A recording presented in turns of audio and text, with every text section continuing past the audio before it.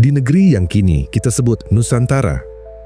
Dulu, ada para pemikir yang tak pernah menyebut diri mereka filsuf. Tak ada Plato, tak ada Sokrates, tapi ada Semar, ada Resi, ada para guru yang lebih banyak diam daripada berbicara. Mereka tak menulis buku, mereka tidak merumuskan logika dalam paragraf, tapi mereka hidup dalam rasa, dalam laku. Lalu muncul pertanyaan, mengapa tak ada kitab filsafat tertulis dari Nusantara? Apakah leluhur kita tak mengenal aksara? Atau ada yang sengaja tidak dituliskan? Mungkinkah karena mereka tahu ilmu yang sejati tidak untuk dibaca, tapi untuk dijalani? Ada kalanya diam lebih dalam daripada 1000 halaman buku. Dan mungkin para leluhur tahu apa yang ditulis bisa dicuri, tapi yang dihayati hanya bisa diwarisi. Mereka tidak memilih diam karena tak mampu berkata-kata, tapi karena mereka tahu kata bisa menipu. Sementara rasa tak bisa disamarkan. Dalam budaya kita, ilmu tidak dikatakan, ia disiratkan. Lewat tembang, lewat gerak, lewat bisikan angin malam di tengah semedi. Dan mungkin itulah sebabnya ilmu mereka abadi, karena tidak dituliskan, tapi disimpan dalam tubuh-tubuh yang menjalani. Coba kau pikir, buku bisa menjelaskan tentang lapar, tapi hanya perut kosong yang bisa merasakannya. Maka bagaimana mungkin filsafat yang dalam dituliskan dalam teks? Ilmu rasa, ilmu batin, bukan sesuatu yang bisa difotokopi atau disalin. Para leluhur menyebutnya laku, tirakat, semedi, diam, bukan sebagai keheningan kosong, tapi sebagai metode paling jujur untuk memahami semesta. Karena mereka percaya, yang tak dijalani, tak bisa dipahami.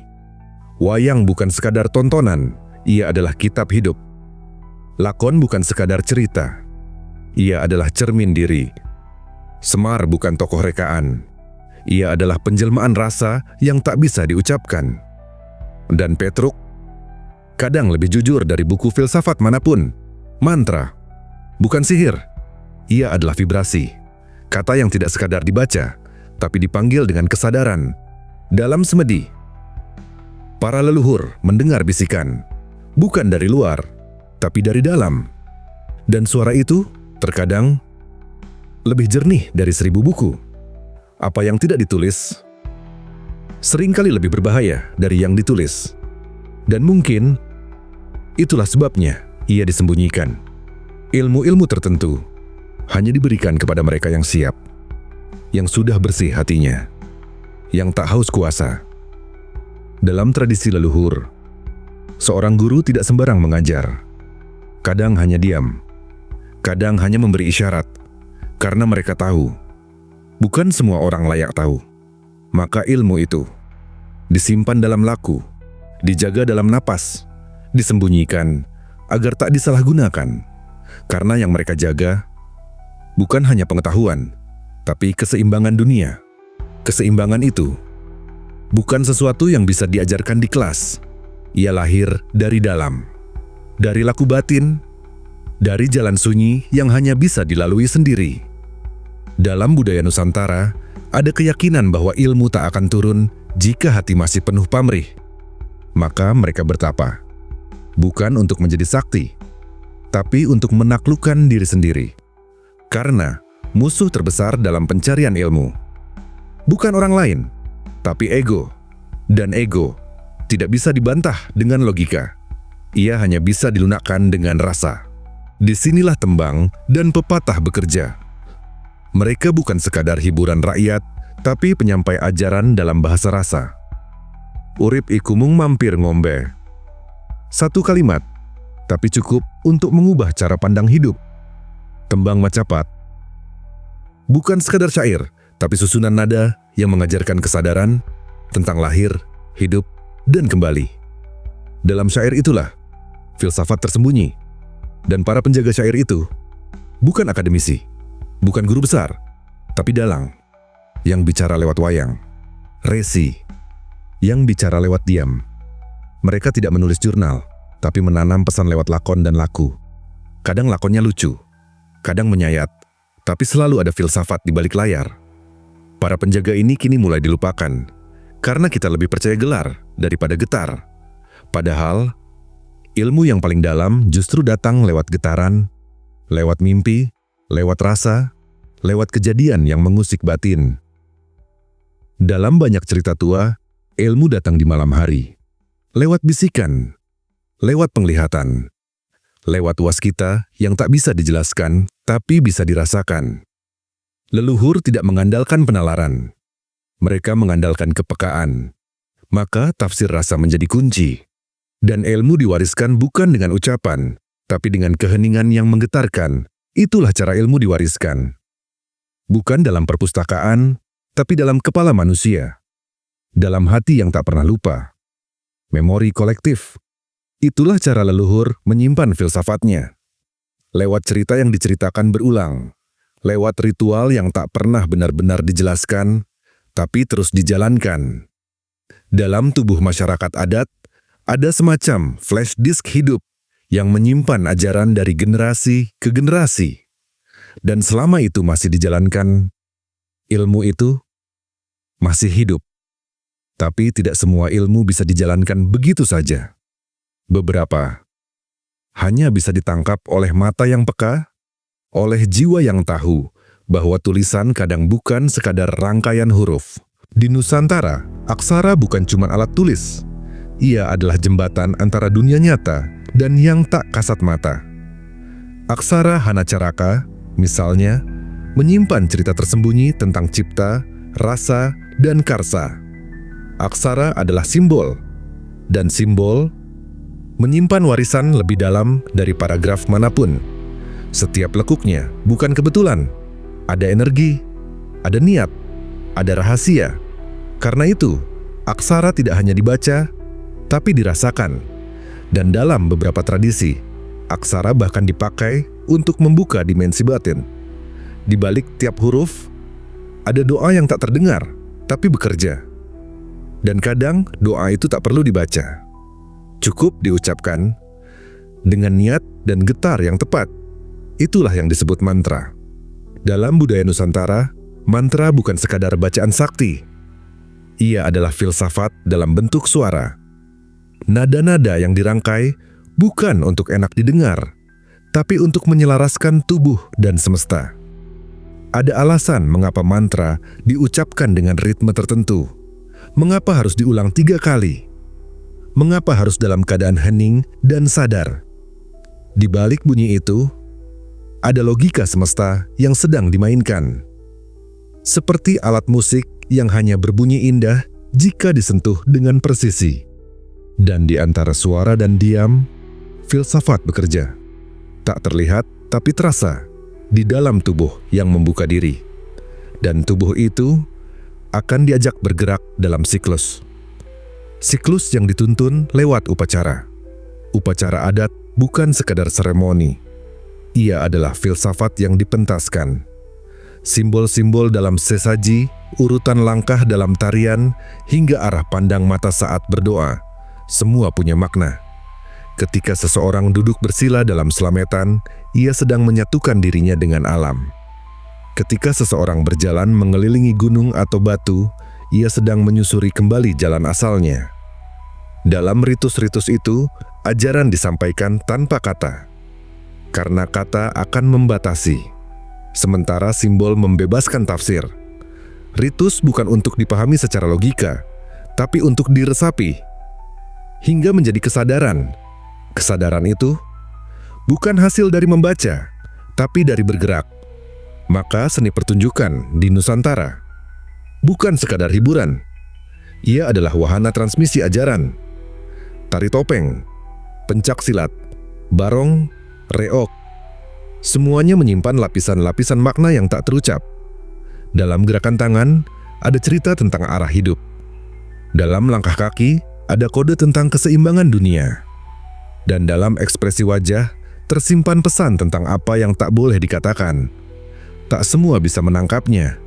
Karena gerakan itu seperti bahasa, ia berbicara, tapi tidak dengan suara. Ia mengajar, tapi tidak dengan buku. dan hanya mereka yang hadir dengan utuh, yang bisa membaca filsafat yang menari di balik tubuh, akan tahu bahwa bahasa tak selalu digunakan untuk menjelaskan. Kadang, bahasa digunakan untuk menyembunyikan. Di banyak komunitas adat, ada bahasa yang hanya digunakan dalam ritual. Ada kata-kata yang tak boleh diucapkan sembarangan. Ada istilah yang artinya berubah, tergantung siapa yang mendengar. Bahasa bukan alat komunikasi biasa. Ia adalah pagar. Ia adalah pintu. Dan kadang, ia adalah jaring yang menyaring siapa yang boleh tahu dan siapa yang belum siap. Dalam filsafat Nusantara, kebenaran tidak selalu diberikan utuh. Ia disiratkan, dibalikan, diputar, agar yang mencari harus menggali lebih dalam.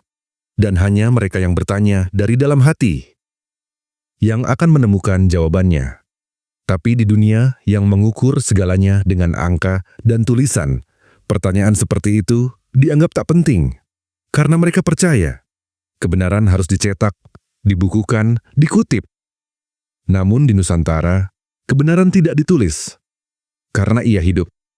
Dan yang hidup tak bisa dibekukan dalam huruf. Para resi tak menulis buku, karena setiap hari adalah bab baru. Setiap rasa baru adalah penambahan makna. Mereka memilih laku sebagai metode, karena laku membuat ilmu berkembang bersama waktu. Buku tidak.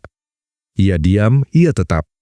Dan justru karena itu, ia mudah salah tafsir. Maka kebenaran dalam filsafat Nusantara tidak dibukukan, karena ia tidak pernah selesai. Dan bila ditulis, ia bisa dipelajari oleh siapa saja, bahkan oleh mereka yang belum siap, belum layak.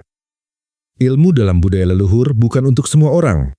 Ada syarat, ada ruatan, ada ujian batin yang harus dilewati sebelum ilmu diberikan. Mereka takut, bukan pada hilangnya ilmu, tetapi pada salahnya ilmu digunakan.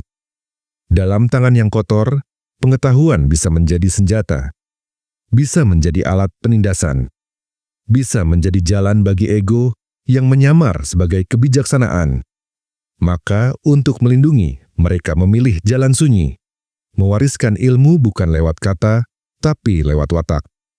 Dan dalam tradisi itulah, diri seseorang menjadi kitab yang hidup. Geraknya, diamnya, caranya berbicara, cara ia menunduk saat bertemu orang tua. Semuanya adalah teks yang bisa dibaca. Jika kita tahu caranya. Leluhur, kita tidak hanya menghafal ilmu, mereka menghidupinya. Tidak ada pembatas antara tahu dan menjadi. Karena tahu, bukan di kepala. Tahu adalah menyatu. Maka jangan heran jika seorang tua di desa terpencil, tanpa ijazah, tanpa kitab, tahu tentang langit, tubuh dan batin lebih dalam dari profesor di kota.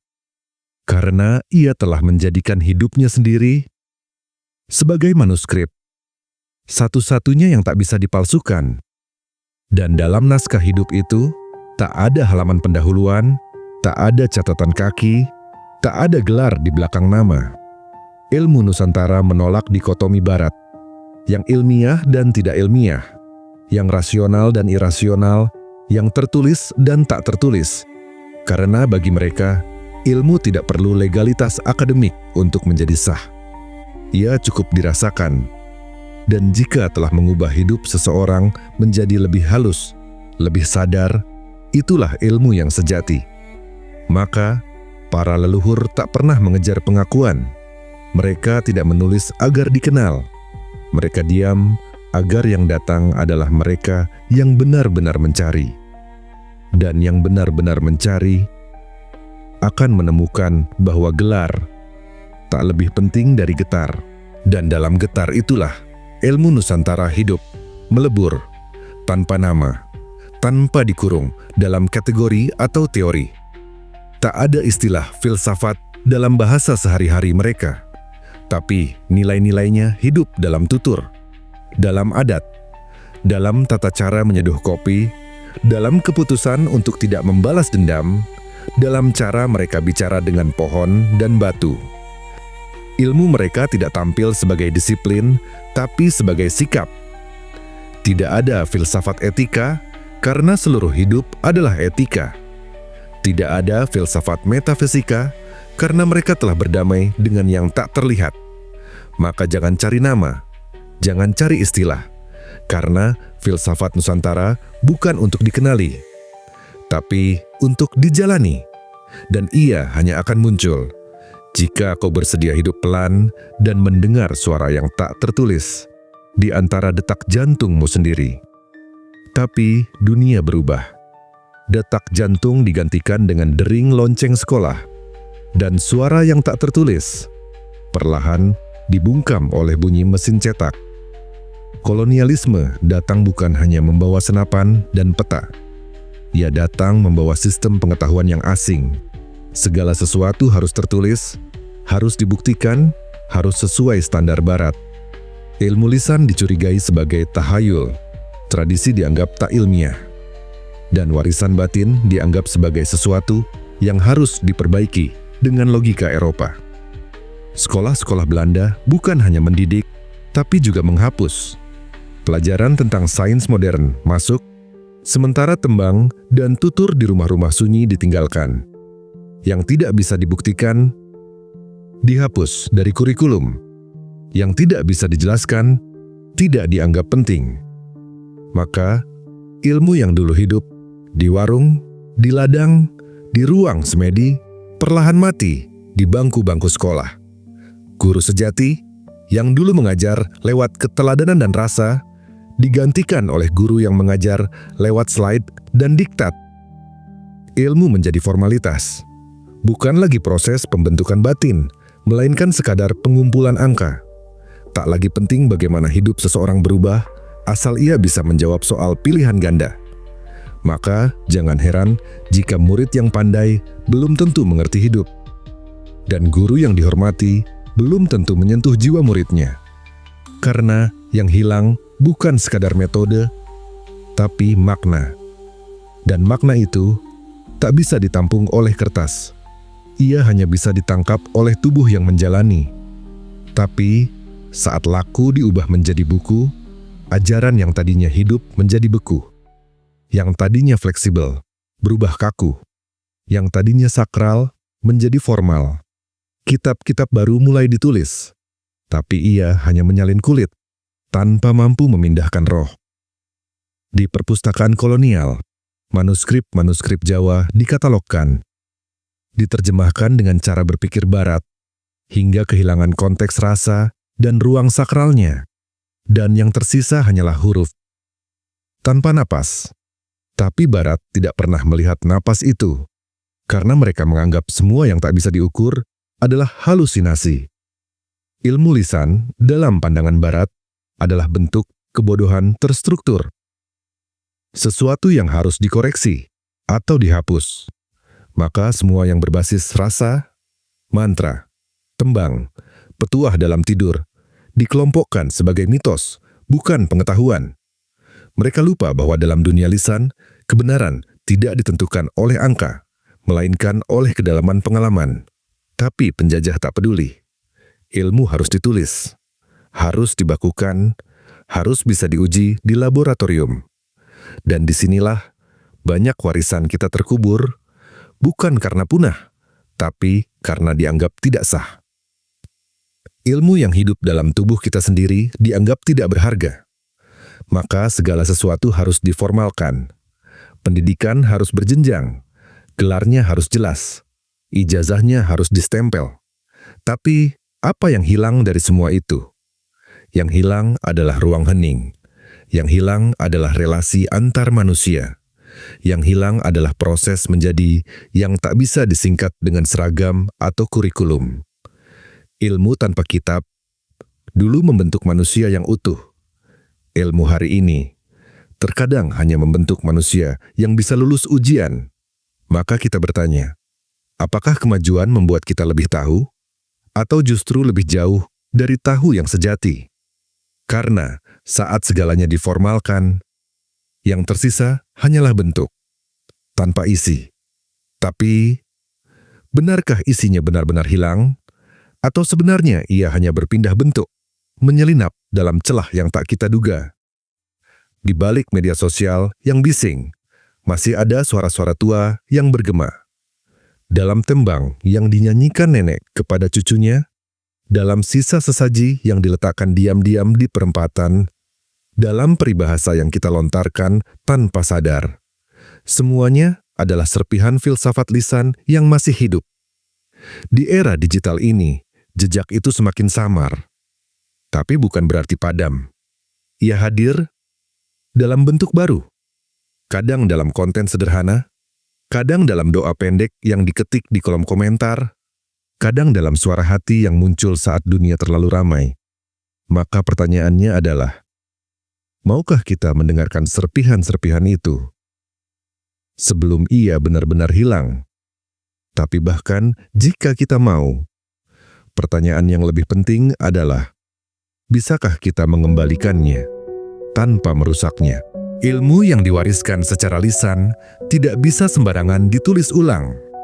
Karena begitu kita menuliskannya, kita membekukannya. Kita memilih satu tafsir dan membunuh 1000 kemungkinan lainnya. Maka, bagaimana caranya membawa warisan ini ke zaman baru tanpa membuatnya kehilangan ruh? Mungkin jawabannya bukan di tulisan, tapi di tindakan. Bukan di buku, tapi di cara kita hidup. Di cara kita bicara dengan anak-anak. Di cara kita menghormati alam. Di cara kita menundukkan kepala saat menyebut nama leluhur. Jika filsafat itu hidup, maka satu-satunya cara merawatnya adalah dengan ikut hidup bersamanya. Tapi itu bukan berarti kita tak boleh menulis. Menulis tetap perlu, asal kita sadar, yang ditulis hanyalah pintu, bukan rumahnya. Maka muncul generasi baru yang mencoba menulis tanpa membekukan. Yang menuliskan ulang warisan Nusantara dengan rasa hormat, dengan kesadaran bahwa teks bukan akhir, melainkan awal dari perjalanan kembali. Kita mulai melihat upaya-upaya kecil. Anak muda yang membuat podcast tentang tembang, dalang yang tampil di YouTube, penari yang mengunggah geraknya dalam bentuk tutorial, bahkan narasi seperti yang sedang kau dengar sekarang. Semua itu bukan pengganti laku, tapi jembatan. Jembatan menuju sesuatu yang pernah kita miliki dan bisa kita temui lagi. Jika kita berjalan cukup dalam, maka mungkin inilah bentuk menulis yang tidak membekukan, tapi justru menghidupkan.